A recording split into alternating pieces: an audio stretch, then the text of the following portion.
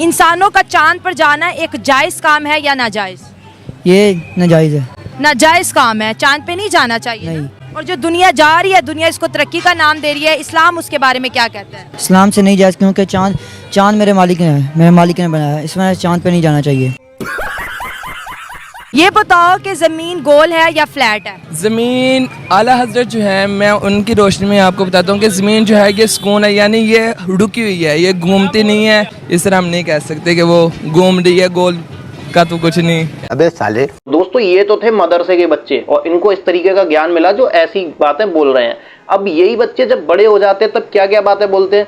एक जनाब बोल रहे हैं कि चंद्रमा पर जो लैंडिंग की वीडियो है वो एआई जनरेटेड वीडियो है, जो प्रज्ञान रोवर निकल रहा है वो वीडियो गेम की फुटेजेस हैं, एआई से बनाई गई हैं और एडिटेड वीडियो है। आइए उनको भी देख लेते हैं। We are dealing with an enemy which is compulsive liars. ये जो अभिनंदन को F-16 मार गिराने पर वीर चक्र दे सकते हैं और जिनकी पूरी इंडस्ट्री झूठ की जिनकी कायम है, बॉलीवुड से लेकर उनका नेशनल नैरेटिव तक सब कुछ झूठ पे मबनी है। And you know it better than me कि किस तरह ये लोग बेशर्मी से झूठ बोलते हैं। ईस्ट पाकिस्तान में क्लेम करेंगे कि हमारा तो कोई किरदार ही नहीं था दहशतगर्दी करने में, वो सारी पाकिस्तान ने हिस्ट्री को इस तरह डिस्टॉर्ट करते हैं और इस बेशर्मी से, बिकॉज दे फील कि they have a powerful media so they can get away with that. तो आप सिंह की मिशन कोई कामयाब नहीं हुआ? कोई मेरे पास एविडेंस नहीं है कि ये मिशन कामयाब हुआ है, मेरे पास कोई सबूत नहीं है। इन्होंने जो एविडेंस पेश की है that is animated computer graphics, CGI, AI generated. और सिर्फ मैं ही नहीं, पूरी दुनिया में लोग इनका मजाक बना रहे हैं। नासा ने या किसी और स्पेस एजेंसी ने कंफर्म नहीं किया है कि जो इन्होंने लैंडिंग की है ये कंफर्म लैंडिंग है। अब इनको जब तक नासा से लेटर या कॉल नहीं जाएगी तब तक ये मानने वाले नहीं है कि इंडिया सच्ची में चांद पर लैंड कर चुका है। जो इन्होंने ऑफिशियली प्रेजेंट किया है इट्स एक्चुअली कॉमिकल। वो वीडियो गेम्स में से निकाल के क्लिप्स हैं जो इन्होंने दिखाए, और जो इनके चेहरे थे जब ये सो कॉल्ड सेलिब्रेट कर रहे थे, यू कुड सी के दे वर फेक्स। एक और कमाल की बात बताऊं, आज से 10 साल पहले इन्हीं महाशय ने बोला था कि पाकिस्तान आने वाले 5 साल में पूरी दुनिया पर हुकूमत करेगा और पाकिस्तान चांद पर बैठा होगा। वैसे पाकिस्तान चांद पर ही बैठा है, क्योंकि चांद पर पानी नहीं है, पाकिस्तान में भी पानी नहीं है। चांद पर पैसा नहीं है, पाकिस्तान पर भी पैसा नहीं है। चांद पर खाना नहीं है, पाकिस्तान में भी नहीं है भाई। तो इनकी बात तो बिल्कुल सही है। ये 5 साल के बाद आप देखिएगा कि पाकिस्तानी चांद पे बैठे हुए होंगे। Turn around literally in 5 years we can be on the moon. हम पूरी दुनिया की फैसले पाकिस्तान से हो रहे होंगे।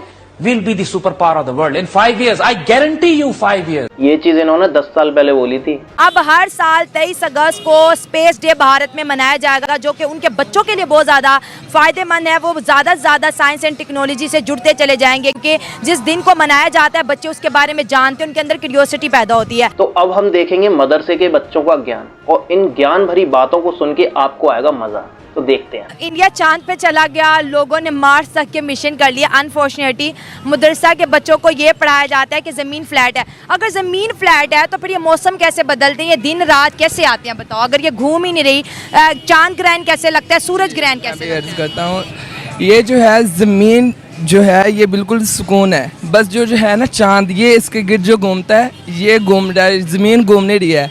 तो फिर सूरज भी घूम रहा है ज़मीन के गिर्द। सूरज जो है ना हर दिन निकलता है और अपनी रोजाना की कहते हैं जो होती है उसकी जहद, उससे ऊपर ऊपर बढ़ता जाता है।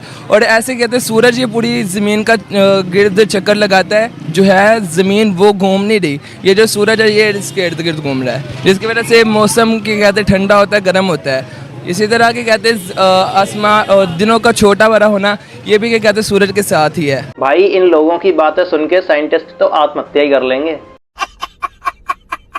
देखिए मदरसा के बच्चे आज ऐसी बात बता गए हैं जो आइंस्टाइन भी नहीं बता के गया।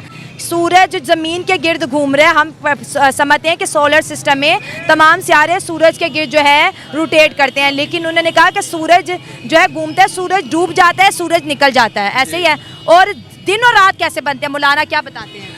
दिन, क्योंकि दिन जो है ना ये सूरज के आने जाने से ही है। अल्लाह ताला की कुदरत में से उसने ये निज़ाम रखा है। जैसे ही जो सूरज है इसका गिर्द ख़त्म होता है तो वो नीचे मशरक़ की दूसरी जानिब चले जाता है। जिस तरह पाकिस्तान और इंडिया जिस तरह पाकिस्तान और इंग्लैंड है, और हमारी जो है पाकिस्तान के अंदर एक है अगर सूरज डूब जाता है तो फिर पूरी दुनिया में अंधेरा हो जाता है ना? नहीं नहीं, क्या होता है? जहाँ से के कहते हैं सूरज चले जाता है वहाँ पर अंधेरा होता है, और जिस जगह जाता है वहाँ पर रोशनी होती है। मतलब सूरज घूम रहा है, बाकी दुनिया की कोई चीज नहीं घूम रही। नहीं, दुनिया जो है ना, जमीन वो बिल्कुल रुकी हुई है और सूरज घूम रहा है। जमीन को किसने रोक रखा है, ये भी बताया होगा कारी साहब ने। नहीं, ये बाकायदा मैंने बुक पढ़ी थी, उसके अंदर ये मुझे डिटेल में। कौन सी बुक पढ़ी थी जिसमें बताया था कि जमीन नहीं घूमती है? मैंने निसाबित वकीत पढ़ी है। वो भी मौलाना लोगों की लिखी हुई। जी अल्हम्दुलिल्लाह, दावत इस्लामी की निशात है ये।